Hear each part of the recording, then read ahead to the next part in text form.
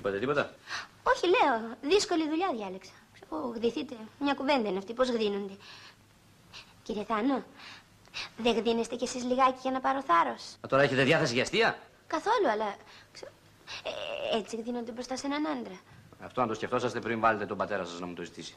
Έχετε δίκιο τώρα, ό,τι και να πείτε έχετε δίκιο, αλλά είπα κι εγώ ότι κάτι θα καταλαβαίνετε με το παντελόνι. Τέλος πάντων, τώρα μια και ήρθα...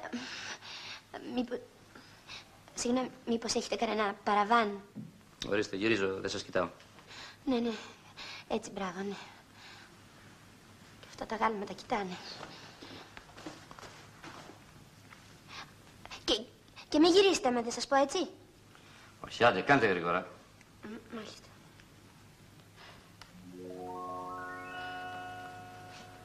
Πόσο χρονών είσαστε?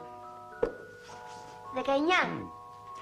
Και πώς τόσο μεγάλη διαφορά από τα άλλα σας τα αδέρφια? Να σας πω, φαίνεται πως όταν κάνανε εμένα, υπέφεραν τόσο πολύ ώστε δεν τα αποφάσισαν εύκολα να ξανακάνουν άλλο παιδί. Μετά περάσαν τα χρόνια, το ξεχάσανε και ξαναβάλανε μπροστά. Και με πολύ ζήλο μάλιστα. Έτσι φαίνεται. Ακόμα δεν τελειώσατε? Τέλειωσα, αλλά...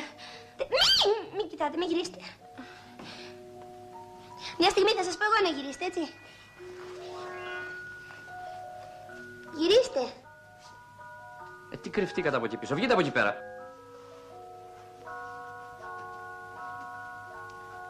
Βγάλετε αυτό το ρούχο από μπροστά σας. Θα το βγάλετε επιτέλους?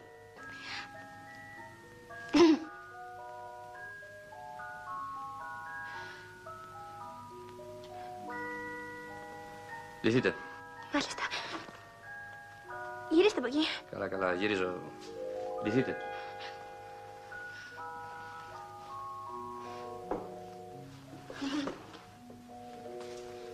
Εντάξει. Λοιπόν, από αύριο αρχίζουμε. Σας κάνω. Αφού λέω αρχίζουμε. Ευχαριστώ.